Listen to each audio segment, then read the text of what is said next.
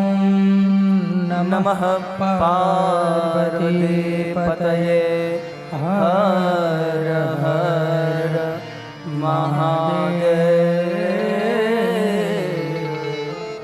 હર.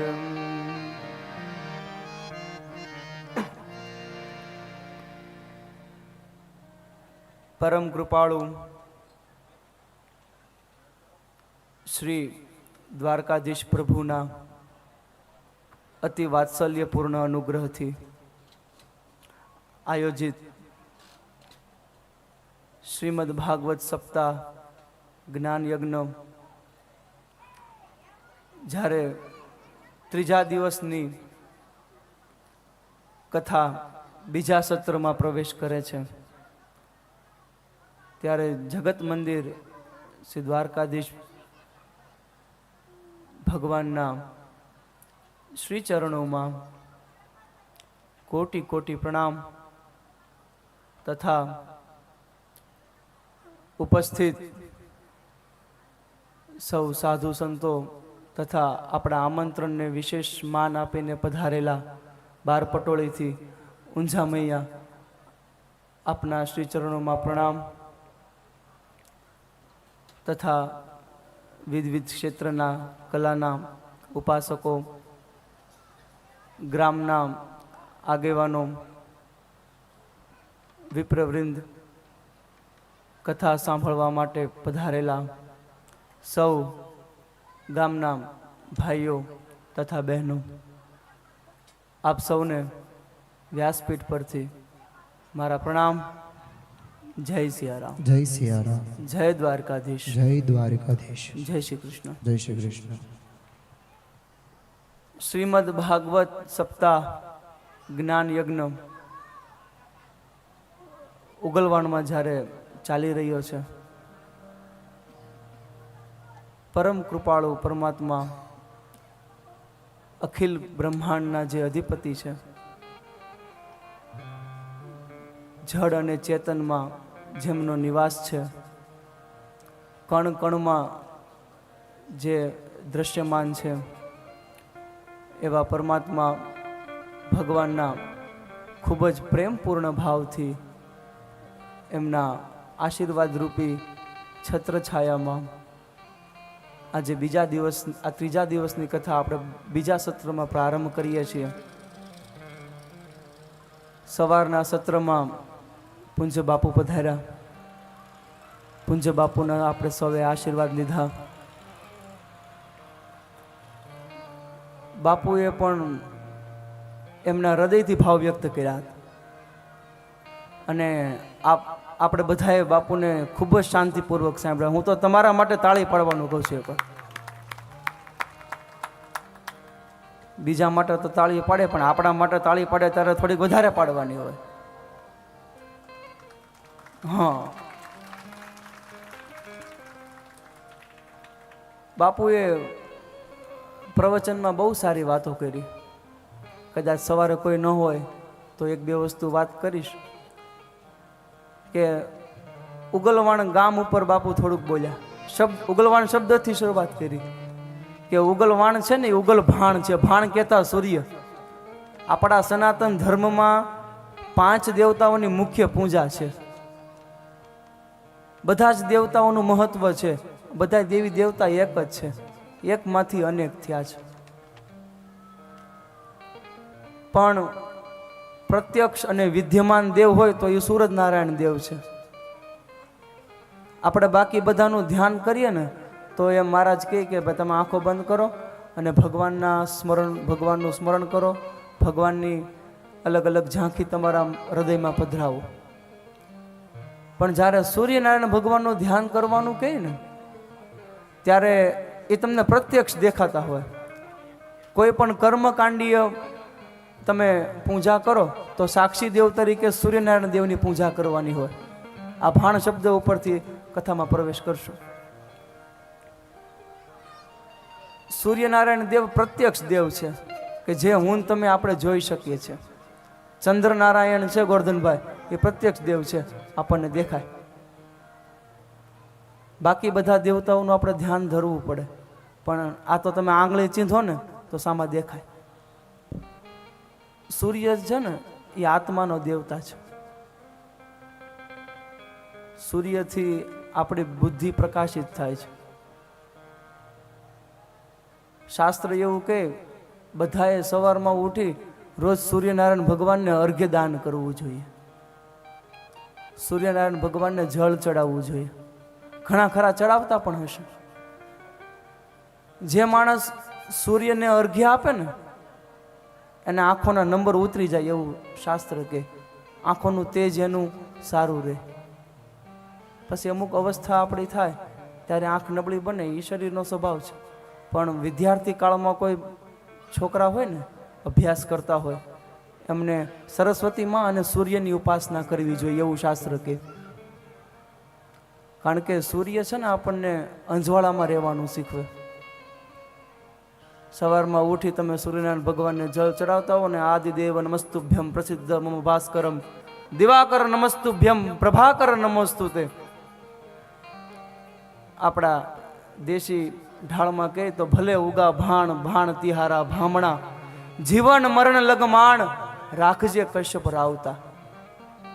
કશ્યપના પુત્ર સૂર્યનારાયણ ભગવાન છે એટલે કશ્યપ રાવતા કે સામ સામા ફળ આફળે કે ભાંગે કે તારા જોને ભરમ તમે વેળા કશ્યપ રાવતા મારી હુરજ રાખો જોને શરમ. એવા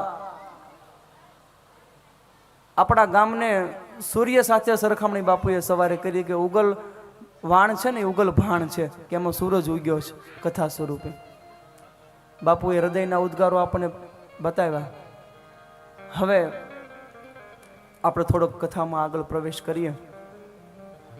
પ્રથમ સ્કંદની શરૂઆત કરતા પ્રથમ અધ્યાયમાં પ્રથમ શ્લોક જે આવે છે એનું અમે ઉચ્ચારણ કરીએ. તમે ખૂબ શ્રદ્ધાથી સાંભળજો બાપ. જન્માદ્યસ્ય યતોન્વયાદિતરતશ્ચાધેષ્વભીર્યસ્મરાટ તે બ્રહ્મહૃદાયાદિકવયે મુહ્યન્તિ યત્સૂરયः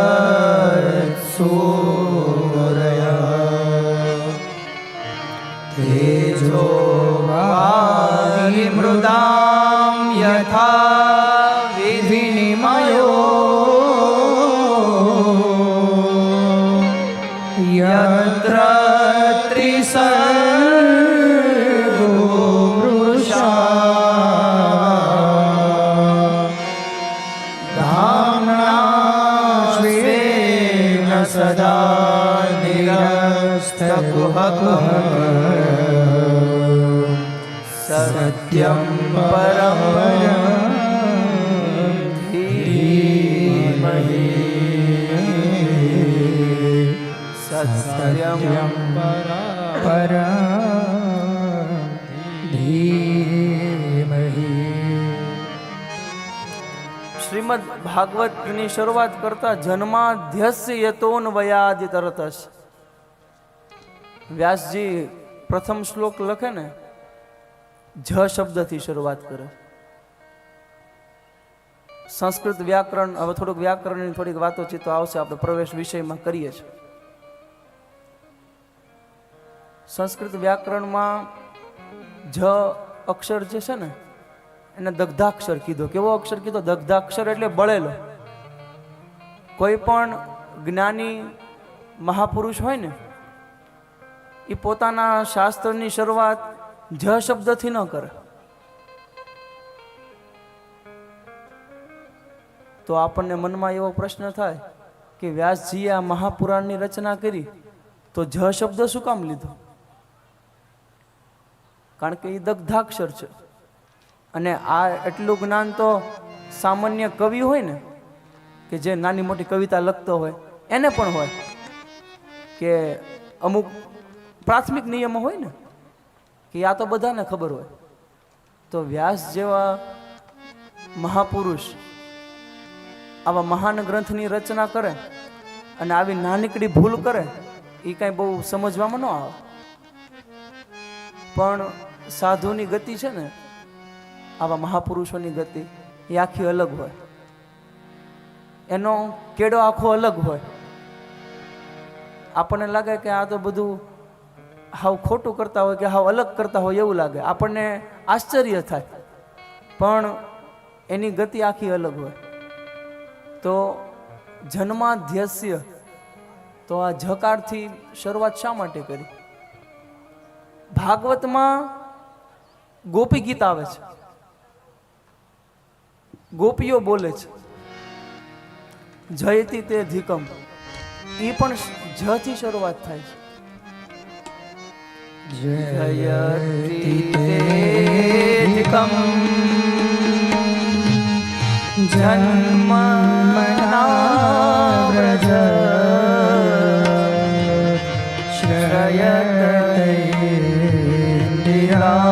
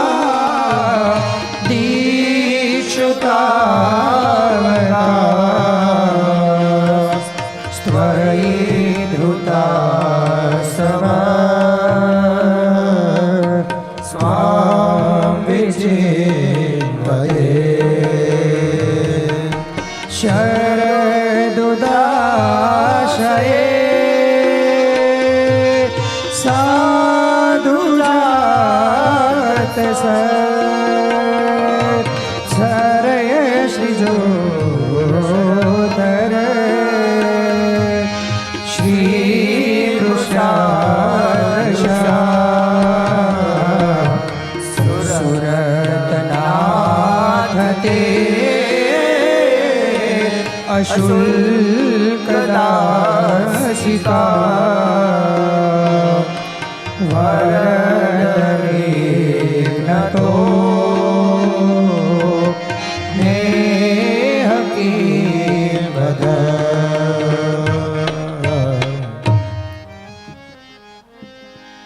ગોપી કૃષ્ણ ભગવાનના પ્રેમને પામી ચૂકેલું પાત્ર છે.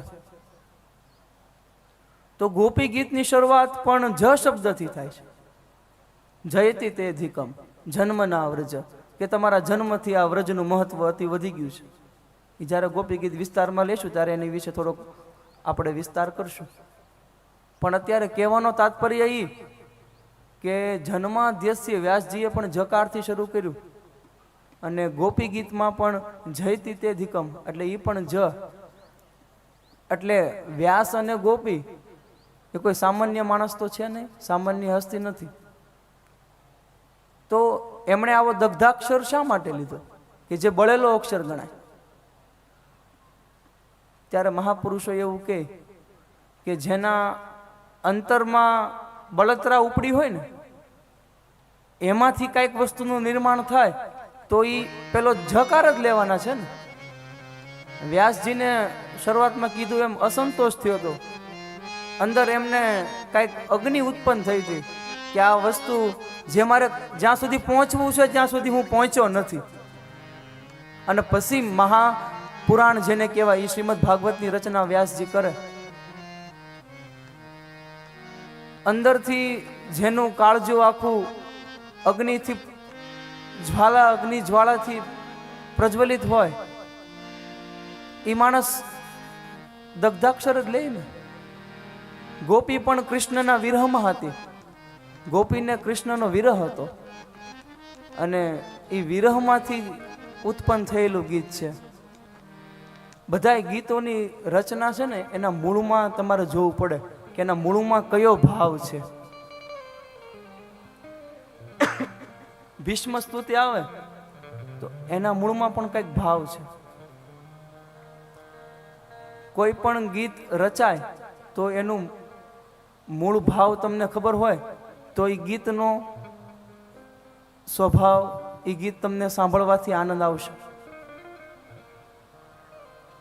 આ હનુમાન ચાલીસા છે તો બધાના મનમાં એવી જ ગ્રંથિ છે કે ભાઈ ભૂત પ્રેત પિચાસ નહીં આવે, મહાબીર જબ નામ સુનાવે. કે રાતના 12 વાગે આપણે ક્યાંક જાતા હોય અને ભૂતથી બીક લાગે તો જય હનુમાન જ્ઞાન ગુણ સાગર જય કપિસ્તુ લોક જાગર રામદૂત ધામ અંજન પુત્ર, પણ નહીં, કાંઈ ભૂત પ્રેતથી બચવા માટે હનુમાન ચાલીસા નથી. તો હનુમાન ચાલીસાના એક ગીત છે એમ સમજો ને અત્યારે, કે એ હનુમાન ચાલીસાના મૂળ ભાવ તમે નથી પકડતા તો એનો અર્થ તમને સમજાશે નહીં. શિવ તાંડવ છે એ કાંઈ હાસ્ય રસમાંથી ઉત્પન્ન નથી થયું. શિવ તાંડવ રૌદ્ર રસમાંથી ઉત્પન્ન થયું છે. સતીજીએ દેહ ત્યાગ કર્યો અને શિવે રૌદ્ર સ્વરૂપ કર્યું અને તાંડવ કર્યું, ત્રિભુવન ડોલવા લાગ્યું અને દિગ્ગજોના હાથમાંથી ધરતીના છેડા છૂટવા મળ્યા અને ભોળીઓના તાંડવ કરે.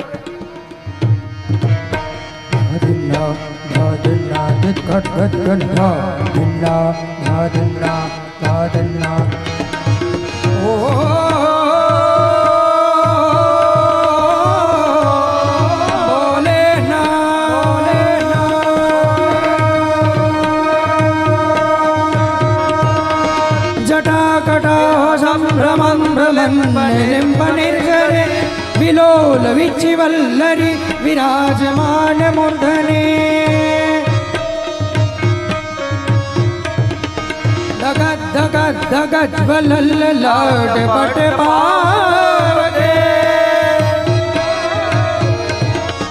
કિશોર ચંદ્રશેખરે રતિ પ્રતિક્ષણમ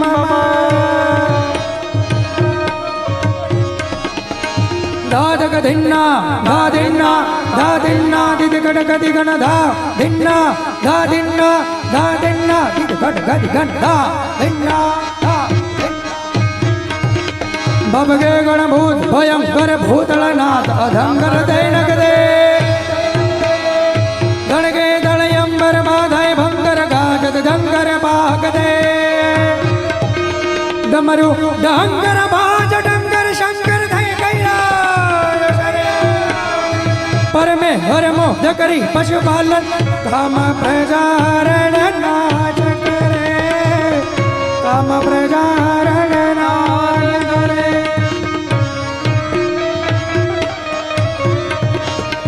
દાદક ધિન્ના દાદિન્ના દાદિન્ના દિદ ગણગતિ ગણ દાદક ધિન્ના દાદિન્ના દાદિન્ના દિદ ગણગતિ ગણ દાદિન્ના દાદિન્ના દાદિન્ના ધરાધરેન્દ્ર નંદિની વિલાસ બંધુ બંધુ સ્ફુરત ગંધ સંતતે પ્રમોદમાન માનસે કૃપાગડાક્ષ ધોરણી નિરુદ્ધ દુર્ધરાપતિ ક્વચિત દિગંબરે મનો વિલોદ વેતુમસ્તુને જટાભુજંગ પિંગલ સ્ફુણદ્ગુણા મણિપ્રભા કદંબ કુમકુમદ્રવ પ્રલિપ્પદિપદો મુખે મદાંધ સિંદુર સ્ફુરંત ગુદ્ધરીય મેધુરે મનો વિનોદમદ્ભુતમ વિભર્દ ભૂતભર્ધરે દાદક ધિન્ના દાદિન્ના દાદિન્ના દિદ ગણગતિ ગણ દાદક ધિન્ના દાદિન્ના દાદિન્ના દિદ ગણગતિ દાદક ધિન્ના દાદિન્ના દાદિન્ના દિદ ગણગતિ ગણ ધા ધા દિદ ગણગતિ ગણ ધા ધા દિદ ગણગતિ ગણ ધા ગણગતિ ગણ ધા. તો આ જે શિવ તાંડવ હતું એ રૌદ્ર રસમાંથી ઉત્પન્ન થયેલું છે. એવી જ રીતે આ ગોપી ગીત જે આપણે વાત કરતા હતા એ વિરહમાંથી ઉત્પન્ન થયું છે. તો આ બંને ગોપી અને વ્યાસજી બંને જકારથી પોતાના ગીતની શરૂઆત કરે છે. અગાઉ આપણે વાત કરી પ્રમાણે ધંધુકારીનો મોક્ષ થઈ ગયો છે. પછી આગળ જતા કથા બીજી વાર ક્યારે થઈ, કથાની ઉત્પત્તિ આપણે વાત કરી ચૂક્યા છીએ કે આ રીતે કથાની ઉત્પત્તિ થઈ. પછી બીજી વાર કથા ક્યારે થઈ એની થોડીક આપણે વાત કરશું કે ભગવાન સ્વધામ ગયા પછી 30 વર્ષ પછી કથા થઈ છે. એ સુખદેવજી મહારાજ પરીક્ષિતને સંભળાવે છે અને એની તિથિ પણ ભાગવતમાં લખેલી છે કે એ તિથિ હતી ભાદરવા સુદ નોમથી લઈ ભાદરવા સુદ પૂનમ સુધી. એ કથા થઈ પછી 200 વર્ષ પછી એ કથા એના 200 વર્ષ પછી ગોકર્ણ મહારાજ ધંધુકારીને કથા કહી છે. એ વાત આપણે આગળ કરી. એ સમયગાળો 200 વર્ષનો હતો. એની તિથિ હતી અષાઢ સુદ નોમથી લઈ અષાઢ સુદ પૂનમ. ધંધુકારીને તો મોક્ષ મળી ગયો, પણ ગોકર્ણ મહારાજજીએ 2 વાર કથા કરી. આપણે વાત કરી પ્રમાણે કે ગ્રામજનોને એ ફરિયાદ કરી કે ખાલી વિષ્ણુ ભગવાનના પાર્ષદો હતા. સાહેબ તમે બેસી જાઓ. કે વિષ્ણુ ભગવાનના પાર્ષદો હતા, એ ખાલી ધંધુકારીને લેવા જ કેમ આવ્યા? કે એને નિયમથી કથા સાંભળી હતી. બધી વાત આપણે થઈ તો ગામના જનો કે હવે અમે નિયમ લઈને કથા કરશું. એટલે ગોકર્ણજી બીજી વખત કથા કરે. એની તિથિ છે શ્રાવણ સુદ નોમથી પૂનમ. ચોથી વખત ઈ સમયને પાછા 200 વર્ષ બીતે. સનત કુમાર નારદજીને કથા સંભળાવે, જે આપણે જ્ઞાન ભક્તિ વૈરાગ્યની વાત થઈ. એ કથા એની તિથિ હતી કારતક સુદ નોમથી કારતક સુદ પૂનમ. આવી રીતે 4 જણાએ કથાઓ કરી છે. હવે કથામાં પ્રવેશ કરીએ કે જન્માધ્યસ્ય યતો નવયાદિ તરતસ, કે આ સૃષ્ટિનું સર્જન જેમણે કર્યું છે, આ સૃષ્ટિનું જેમણે પાલન કર્યું છે અને આ સૃષ્ટિનો જે સંહાર કરે છે એવા પરમ કૃપાળુ સ્વયં પ્રકાશ, કે જેણે પોતાના સંકલ્પથી આદિ કવિ બ્રહ્માને વેદ જ્ઞાન આપ્યું છે. બ્રહ્માજીને વેદનું જ્ઞાન ભગવાન નારાયણે આપ્યું છે. અને જેમના તેજોમય સૂર્યના રશ્મિઓના જળમાં સ્થળનો અને સ્થળમાં જળનો ભાસ થાય એવા પરમ પ્રકાશ સ્વરૂપ જે પરમાત્મા છે એનું અમે ધ્યાન કરીએ છીએ. સત્યમ પરમ ધીમહી. ધીમહી એટલે ધ્યાન કરવું. ધીમહી શબ્દનો મતલબ થાય ધ્યાન કરવું. અને વ્યાસજી મંગલાચરણનો શ્લોક કયો તો એમાં સત્યમ પરમ ધીમહી એમ બોલે. કોઈ ભગવાનનું નામ નથી બોલતા. એટલે કોઈ એમ કહેતું હોય ને કે શ્રીમદ ભાગવત ખાલી કૃષ્ણ ભગવાનની જ કથા છે, તો એ વસ્તુ ખોટી છે. તો વ્યાસજી એમ લખત ને કે કૃષ્ણમ પરમ ધીમહી શબ્દ મળી જાય છે. કૃષ્ણ અને સત્ય 2 અઢી અક્ષર જ થાય, કાંઈ વાક્યનું બંધારણ તૂટતું નથી. શિવ પરમ ધીમહી એમ થઈ જાય. રામમ પરમ ધીમહી, શક્તિ પરામ ધીમહી, એમાં પરામ આવે વ્યાકરણ મુજબ. ખાલી દેવીની ઉપાસના કરવા માટે ગ્રંથ લખ્યો હોય, માતાજીની ઉપાસના માટે, તો શક્તિ પરામ ધીમહી લખત.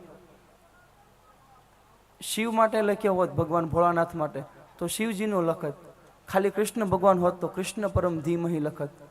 પણ વ્યાસજીને ખબર હતી કે આ ભાગવત પુરાણ છે ને એ કલિયુગમાં જ્યારે એનું માણસો શ્રવણ અને પઠન કરશે ને ત્યારે માણસો બધા એમ કહે છે કે આ ભાગવત અમારું છે. વૈષ્ણવ લોકો એમ કહે કે આમાં ખાલી કૃષ્ણ ભગવાનની જ કથા છે એટલે ભાગવત અમારું છે. શિવપંથી હોય, શિવ ભગવાનને વધારે માનતા હોય એને શૈવ્ય કહેવાય. એ એમ કહે કે ભાગવત અમારું છે જો શિવમ પરમ ધીમહી હોય.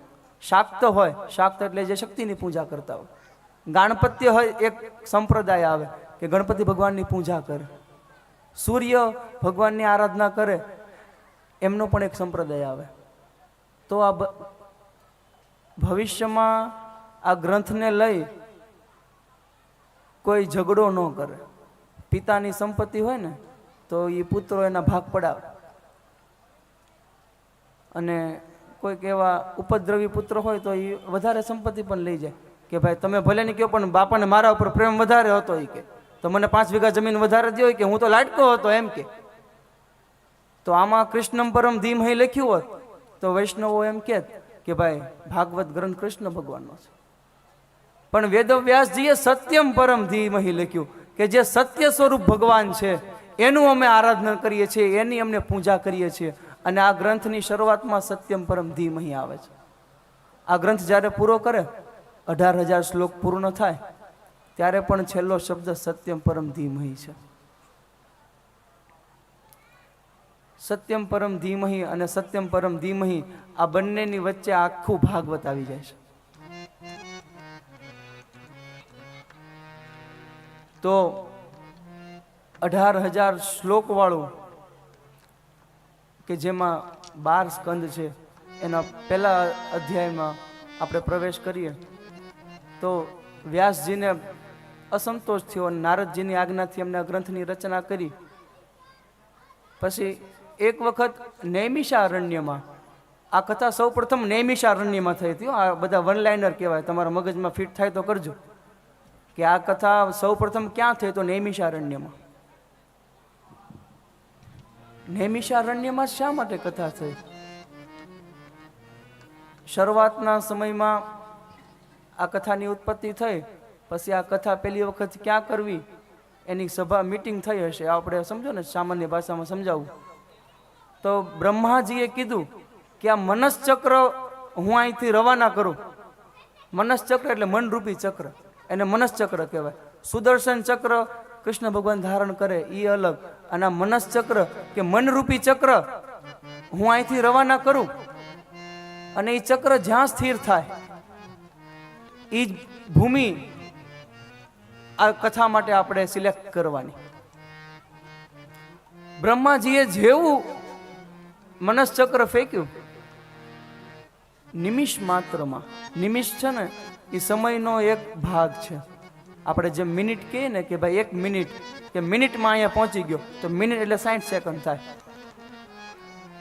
તો નિમેષ એ બહુ સૂક્ષ્મ ભાગ છે સમયનો.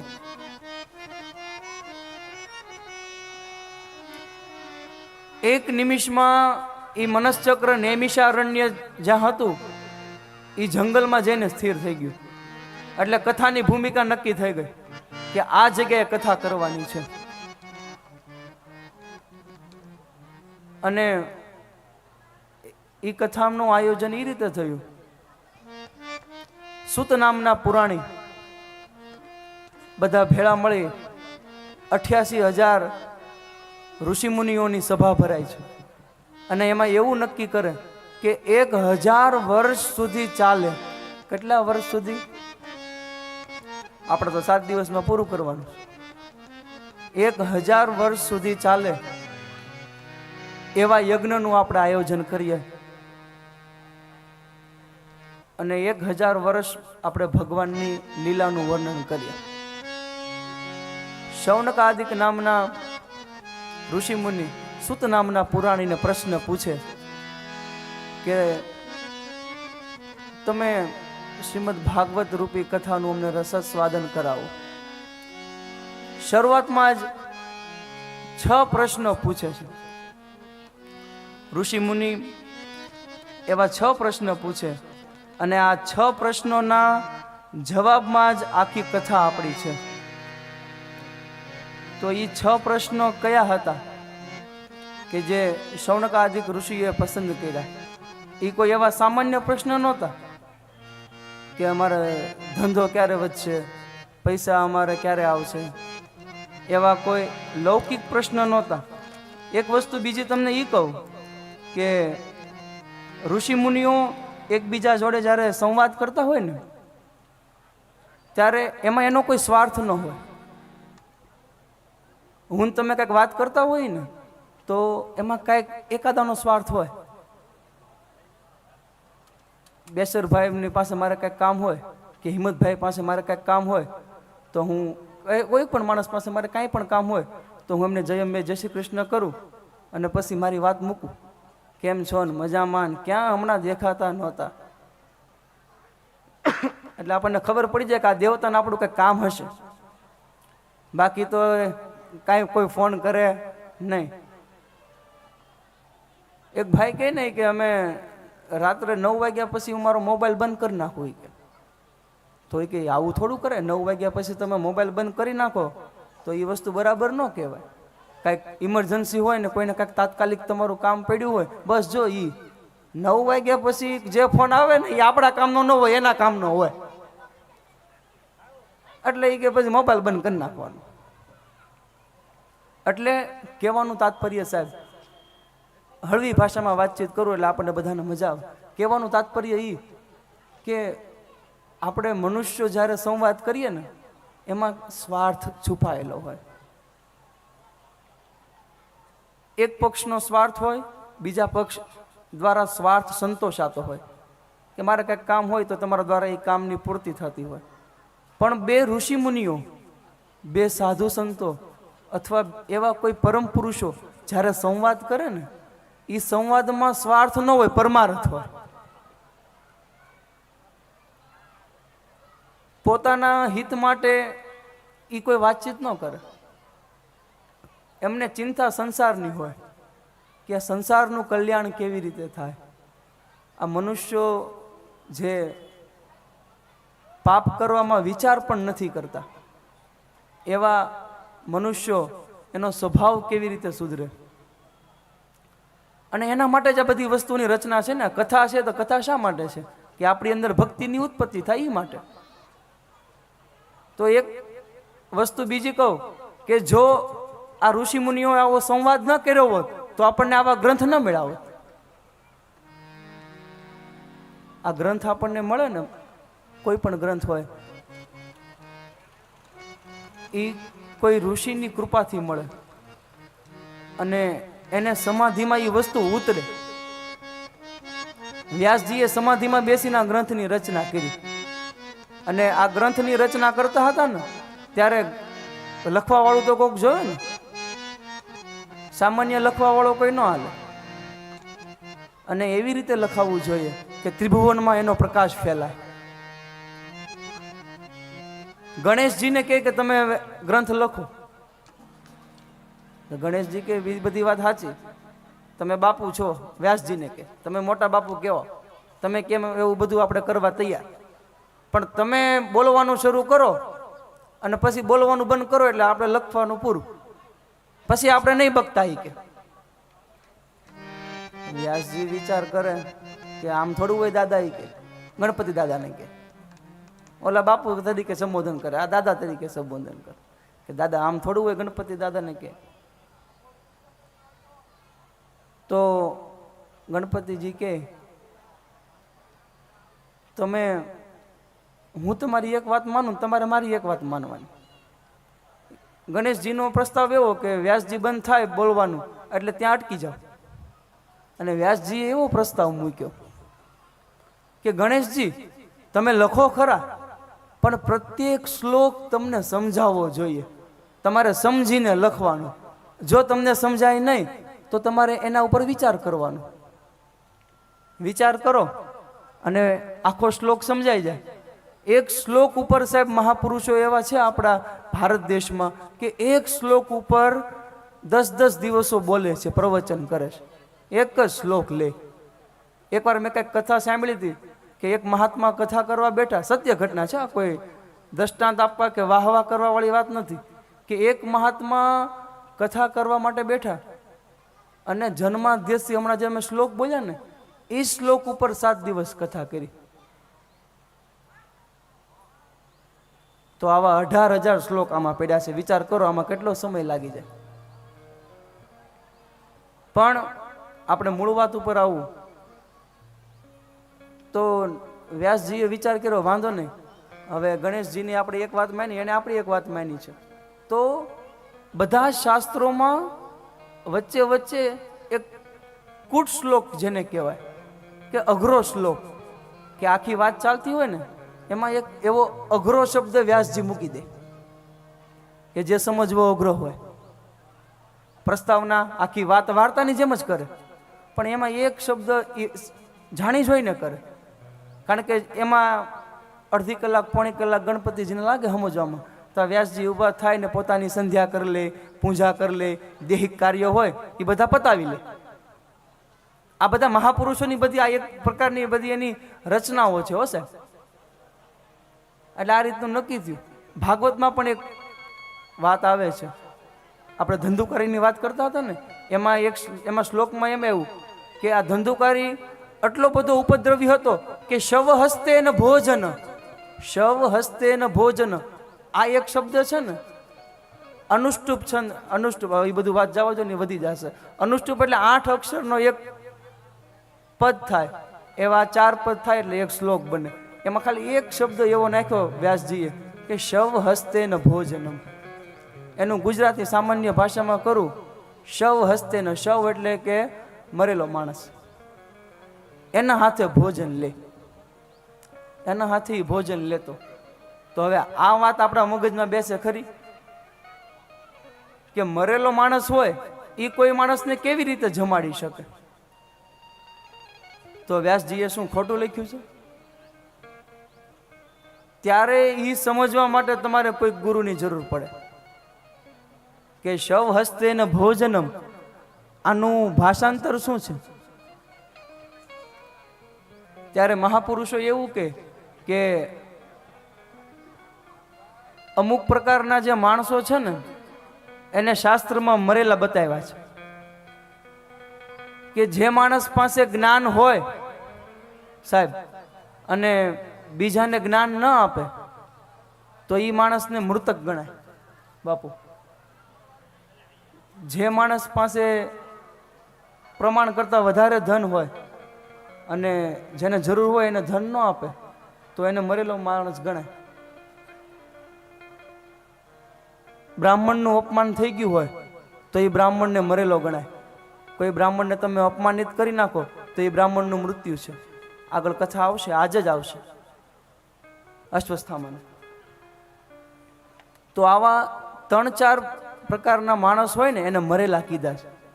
તો આ જે 3 લક્ષણો મેં કીધા એ 3 લક્ષણો ઓલા ધંધુકારીમાં હતા એટલે એ મરેલો હતો, એટલે શવ હસ્તે ને ભોજન એ વસ્તુ ત્યાં યુક્ત બને છે.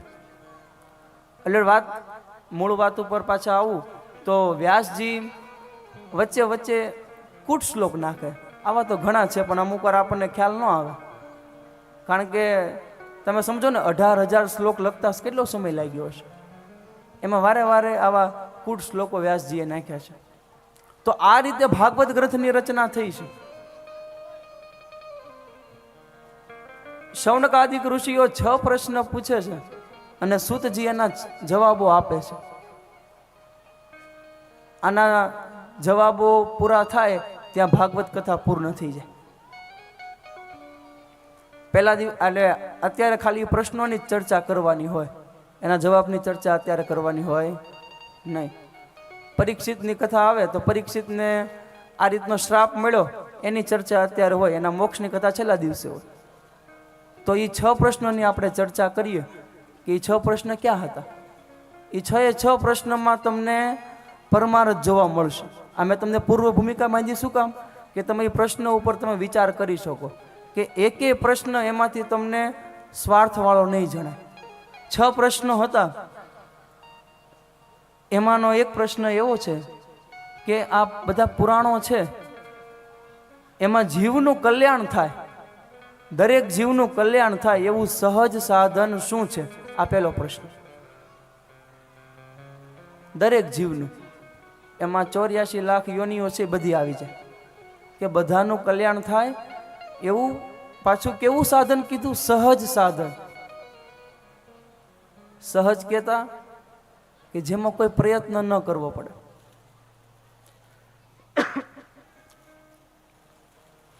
સહજ સાધન એવું કોઈ દુષ્કર સાધન નહીં કે ભાઈ તમે હજારો વર્ષ સુધી તપ કરો અને ત્યારે ભગવાન મળે. એ તો અમને ખબર છે મળવાના જ છે, પણ એવું સાધન અમારે જોતું નથી.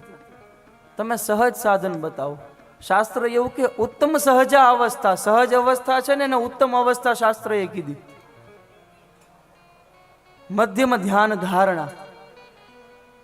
મધ્યમ અવસ્થા કઈ કે ધ્યાન કરવું, ધારણા કરવી, એ મધ્યમ અવસ્થા થઈ. આપણા શ્વાસ ચાલે છે ને, શ્વાસ લઈએ અને શ્વાસ છોડીએ, એ જે ક્રિયા છે ને એ સહજ ક્રિયા છે.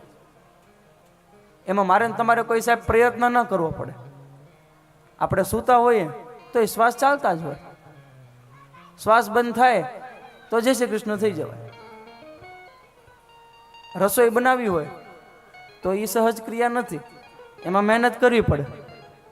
શાક બનાવવું હોય, રોટલી બનાવી હોય તો એમાં મહેનત લાગે. એમાં કઈ બેઠા બેઠા તમે ધ્યાન કરો કે હે રોટલી તું બની જા, ન બને. એમાં મહેનત જોઈ તો એ સહજ ક્રિયા નથી. સહજ ક્રિયા કઈ થઈ કે જેમાં કાંઈ પણ પ્રયત્ન ન કરવો પડે.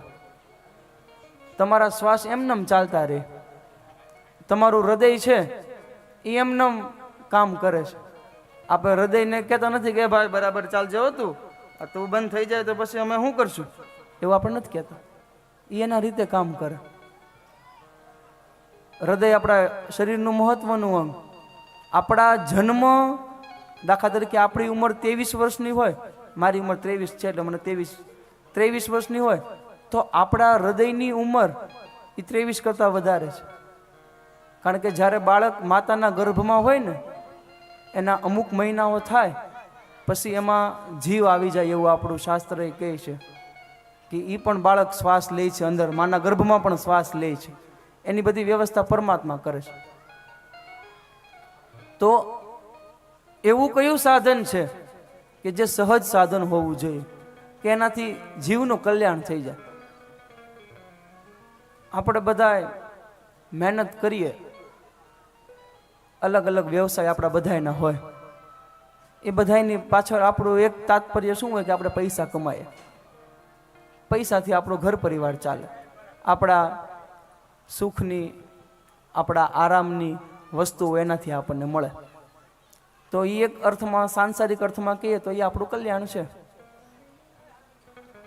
તો પુરાણોમાં જીવનું કલ્યાણ થાય એવું સહજ સાધન શું છે એ તમે જણાવો. આ પહેલો પ્રશ્ન હતો. બીજો પ્રશ્ન એવો હતો, આ બધા જો આ બધા પ્રશ્નો તમને પોતાના, તમને આ પ્રશ્નો તમને તમારા જ લાગશે કે નહીં આ વસ્તુ તો સાચી, મારા મનમાં આ જ પ્રશ્ન હતો. બીજો પ્રશ્ન એવો કર્યો કે શાસ્ત્રો તો વાંચવા કઠિન છે. આ શાસ્ત્રો છે ને બહુ કઠિન છે.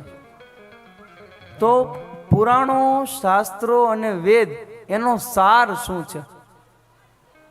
જેમ શેરડીનો સાંઠો હોય એનો સાર શું છે કે એનો રસ, એમ આ બધા પુરાણો છે એનો સાર શું છે? એ કે અમારે લાંબી કઈ વાતચીત સાંભળવી નથી. આ બધા આમ જોવા જાય ને તો કલિયુગના જીવોના જ પ્રશ્નો છે. આપણને આવા જ પ્રશ્નો થાય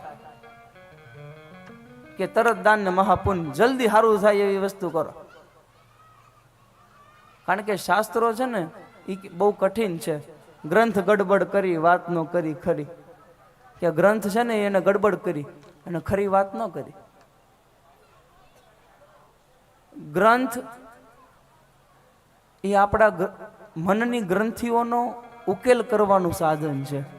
આપણા મનમાં અનેક ગ્રંથિઓ પડેલી છે અને એનું સમાધાન આપણને ગ્રંથ આપે. અને ગ્રંથ કૃપા કરે ને, કોઈ પણ ગ્રંથ એની કૃપા આપણા ઉપર ઉતરે ત્યારે તમારા મગજની તમામ ગ્રંથિઓ ઓટોમેટિક દૂર થઈ જાય. પણ એના માટે તમારી એ ગ્રંથ પ્રત્યે શ્રદ્ધા હોવી જોઈએ. તમને ગ્રંથમાં શ્રદ્ધા ન હોય તો એ ગ્રંથથી તમને કાંઈ ફાયદો ન થાય. આપણા સનાતન ધર્મમાં ઘણા બધા ગ્રંથો છે હિંમતભાઈ. એમાંના મુખ્ય ગ્રંથ આપણે કહીએ તો રામચરિત માનસ, રામાયણ, ભગવદ્ ગીતા, શ્રીમદ ભાગવત, પછી બધા પુરાણો લઈ લ્યો, બધા વેદ લઈ લો. વેદો તો બહુ કઠિન છે. એના શ્લોકોના મંત્રો અમને આવડે પણ બધા મંત્રોના અર્થ અમને નથી આવડતા. હું તો જેવું છે એવું કહું. બધા મંત્રોના અર્થ પૂંજ્ય બાપુ ઘણીવાર કથામાં કહે, રામજી મંદિર છે ને તલગાજડામાં, ત્યાં દર વર્ષે 4 વેદને જાણનારાઓ બ્રાહ્મણો બોલાવવામાં આવે સાઉથમાંથી, અને વર્ષમાં એક વખત આવે અને આખા વેદનો પાઠ કરે. ઋગ્વેદ, યજુર્વેદ, સામવેદ અને અથર્વવેદ, 4 વેદના આખા પાઠ તલગાજડામાં વર્ષમાં એકવાર થાય. તો બાપુ કે મેં એકવાર પૂછ્યું બ્રાહ્મણ દેવતાને કે તમે આ, અને વેદ મંત્રો સાહેબ સંભળાતા હોય ને, વેદના મંત્રો ભલે તમને સમજાય નહીં પણ ખાલી સંભળાય ને, કાનમાં પડે ને તો એ તમારું કલ્યાણ થઈ જાય. વસ્તુ યાદ રાખજો, આ મંત્રની તાકાત છે. અમે મંત્રોના વખાણ કરીએ એવું નહીં. એમાં ગાયત્રી મંત્ર, એની તો આપણે વાત શું કરીએ. કોઈ પણ બ્રાહ્મણ માટે નિતાંત અનિવાર્ય હોય ને તો એ ગાયત્રી જપ છે. ત્રિકાળ સંધ્યા જેને કહીએ, બ્રાહ્મણને સંધ્યા કરવી જોઈએ. ત્રિકાળ સંધ્યા આપણે જે કહીએ એમાં ગાયત્રીની ઉપાસના છે. ગાયત્રી કહેતા સૂર્યની. તો એ બ્રાહ્મણને પૂછ્યું કે દેવતા તમે આનો અર્થ ખબર? એ કે નહીં બાપુ, અમે તો આ બધા પાઠ કરીએ, ઘન પાઠ કરીએ, આ પાઠ કરીએ, પણ આનો અર્થ તો અમને ખબર નથી. પણ આ પાકા કરવા બહુ અઘરા છે હો. વેદોમાં ઘંટ પાઠ આવે, અલગ અલગ પાઠ આવે સ્વર સાથે. એમાં તમે સ્વરની મિસ્ટેક થાય ને, સ્વરની એક સ્વરની મિસ્ટેક તમે મંત્ર બોલવામાં કરો તો તમને 100 ગો હત્યાનું પાપ લાગે. આપણે કહીએ કે બ્રાહ્મણો ખાલી મંત્રો બોલે ને દક્ષિણા લઈ જાય, પણ એ મંત્રો એને જ્યારે પાકા કર્યા હશે પાઠશાલામાં ત્યારે એને કેટલું તપ કર્યું હશે. આપણે બધા સાંભળે સ્વસ્તિના ઇન્દ્રો મંત્ર બોલાતો હોય તો આપણને મજા આવે. અલગ અલગ વેદના મંત્રો અલગ અલગ સ્વરમાં બોલાતા હોય, એમાં એક સ્વરની મિસ્ટેકનું એટલું મોટું પાપ બતાવ્યું છે. એનું પ્રાયશ્ચિત પણ બતાવ્યું છે કે પછી માણસને બ્રાહ્મણ એ દિવસે ઉપવાસ કરવો પડે, જે દિવસે એનો ગ્રંથમાં શ્લોકનો અલગ સૂર ન લાગે સ્વર, ત્યારે એને એનું પ્રાયશ્ચિત કરવું પડે. તો બીજા પ્રશ્નમાં એમ કે શાસ્ત્રો તો બહુ કઠિન છે, આ સમજવા અઘરા છે. અને બધા શાસ્ત્રોમાં ભગવાનની અલગ અલગ રીતે બધાએ બહુ વ્યાખ્યાઓ કરી, પણ છેલ્લે બધાએ નેતિ નેતિ કીધું. નેતિ નેતિ એટલે કે આ પણ નહીં, આ પણ નહીં, આ પણ નહીં. ઈ તત્વ કાંઈક અલગ જ છે.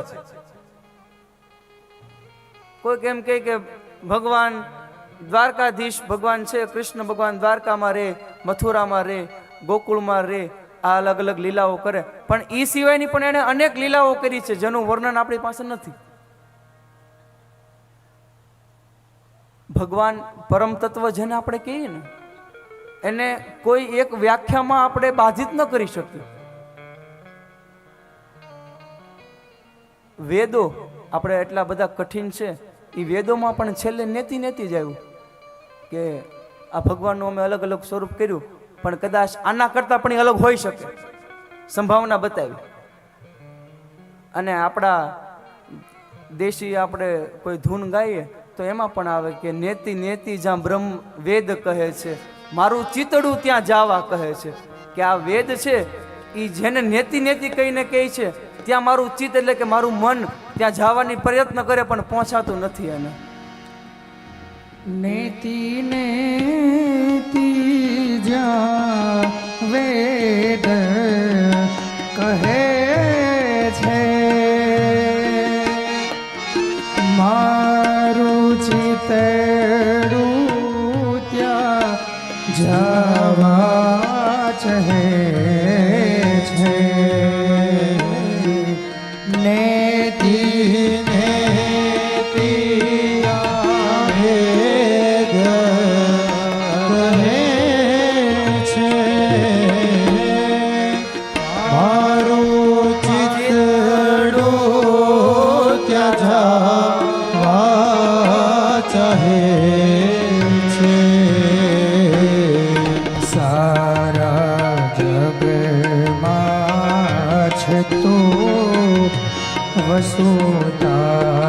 વસુધારા મહો શક્તિ આપો,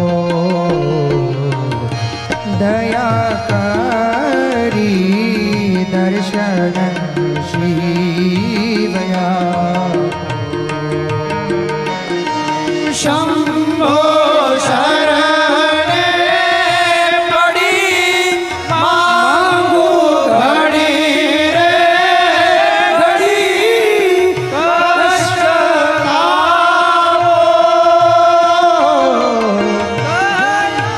કરી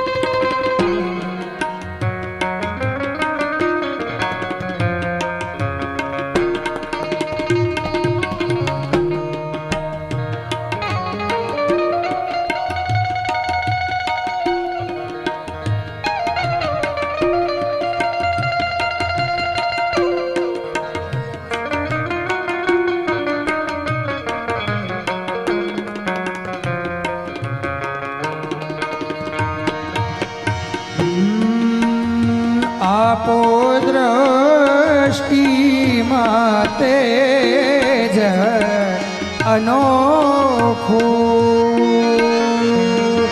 સારી સૃષ્ટિને શિવ રૂપ દેખો આપો દ્રષ્ટિ માતે જ અનોખું સારી સૃષ્ટિમાં શિવ રૂપ દેખો મારા મનમાં સો હૈયે આવી હસો શાંતિ સ્થાપો દયા કરી દર્શન શિવયા દયા કરી દર્શન શિવયા દયા કરી દર્શન શિવયા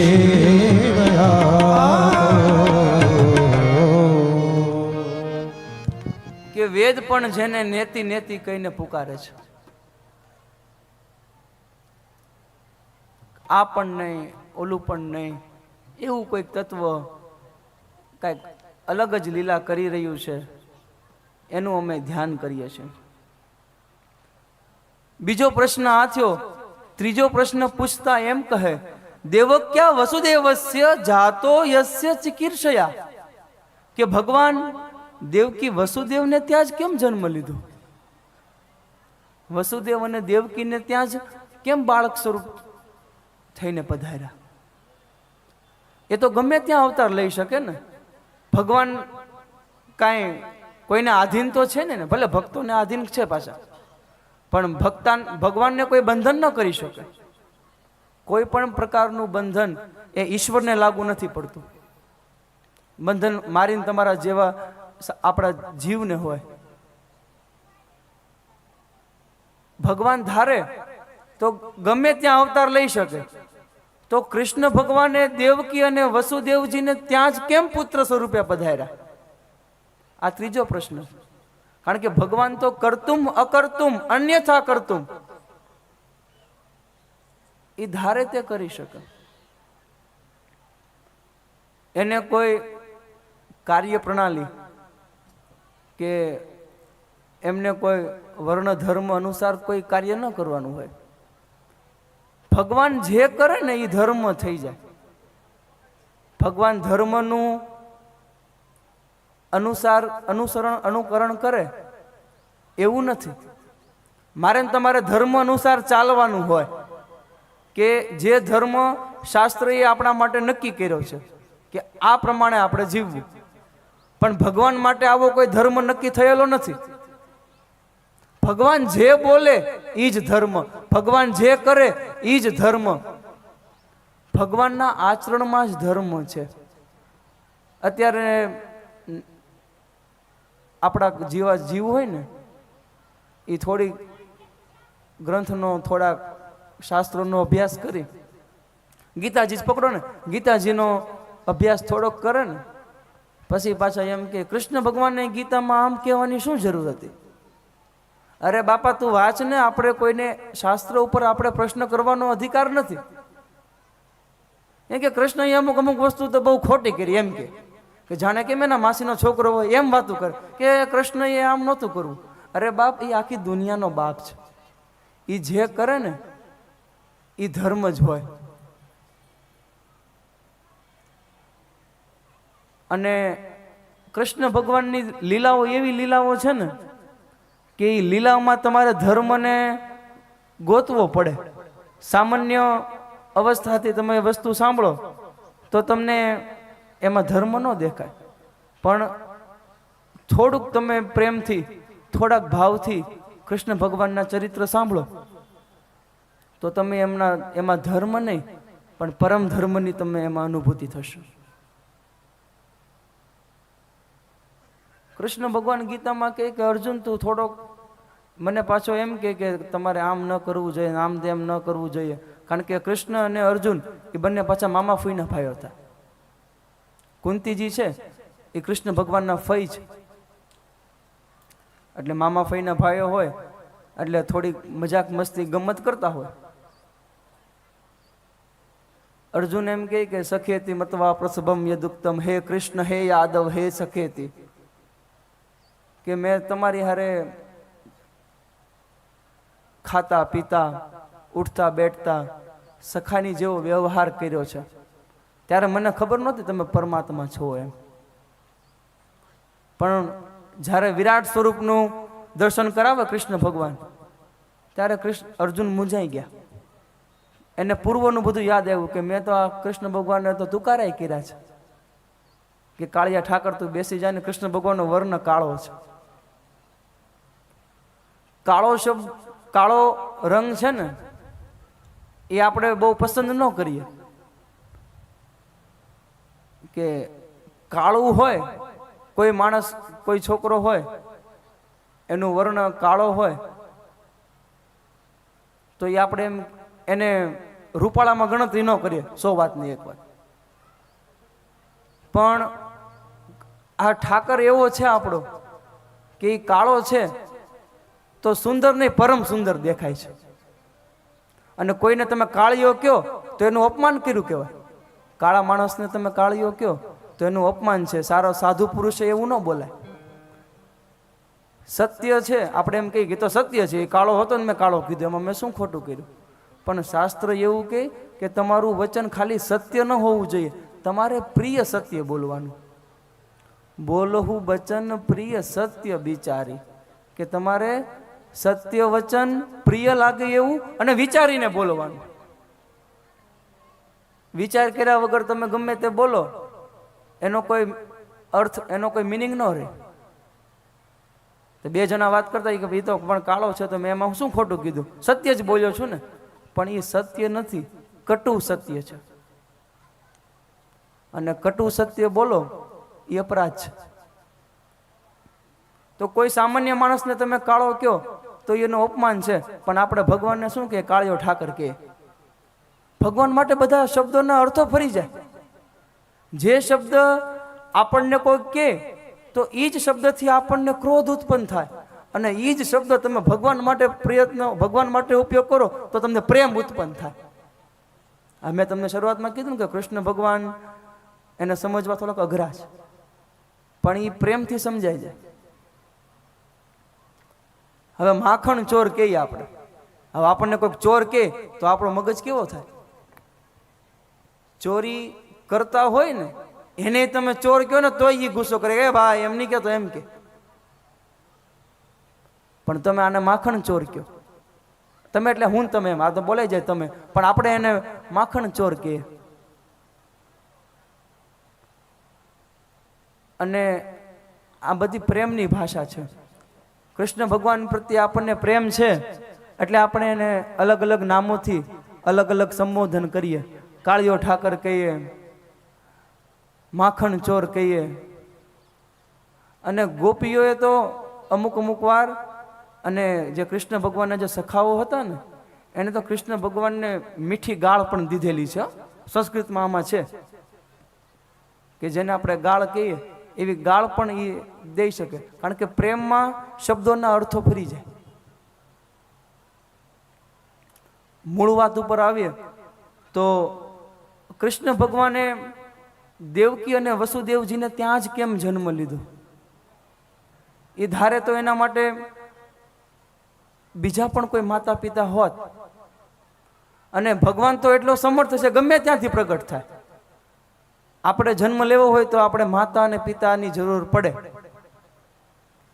ભગવાન તો ગમે ત્યાં પ્રગટ થાય છે. હરિવ્યાપક સર્વત્ર સમાના, કે ભગવાન બધી જગ્યાએ સર્વત્ર રીતે વ્યાપક છે. મારામાં જેવો ઈશ્વર છે એવો જ ઈશ્વર તમારામાં છે, એવો જ ઈશ્વર આ થાંભલામાં છે, એવો જ ઈશ્વર આ સ્ટેડિયમમાં છે. કોઈ પણ સ્થૂળ વસ્તુ એમાં ભગવાન છે.